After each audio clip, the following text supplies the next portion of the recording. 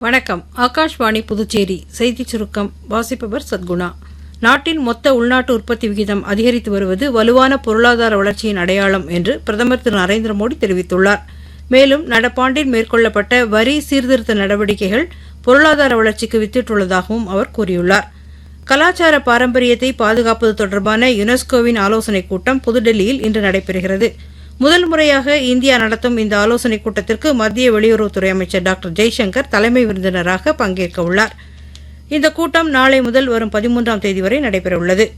அடுத்த 5 ஆண்டுகளில் நாட்டின் பால்வளத்துறையில் சுழற்சி பொருளாதாரம் மூலம் கால்நடை விவசாயிகளின் வருவாயை 20% அளவிற்கு உயர்த்த திட்டமிடப்பட்டுள்ளதாக மத்திய கூட்டுறவுத்துறை அமைச்சர் திரு அமித்ஷா தெரிவித்துள்ளார். 2ஆம் கட்ட வாக்காளர் சிறப்பு தீவிர திருத்தப் பணிகள் தொடங்கப்பட்டதிலிருந்து 50,93,00,000க்கும் அதிகமான படிவங்கள் வாக்காளர்களிடையே விநியோகிக்கப்பட்டுள்ளதாக தேர்தல் ஆணையம் தெரிவித்துள்ளது. இதுவரை சுமார் 49 கோடி படிவங்கள் டிஜிட்டல் மயமாக்கப்பட்டுள்ளதாகவும் அடுத்த ஆண்டு பிப்ரவரி 14ஆம் தேதி இறுதி வாக்காளர் பட்டியல் வெளியிடப்பட உள்ளதாகவும் ஆணையம் தெரிவித்துள்ளது.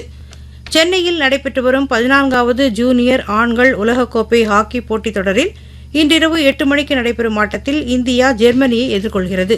இத்துடன் இந்த செய்திச் சுருக்கம் நிறைவு பெறுகிறது.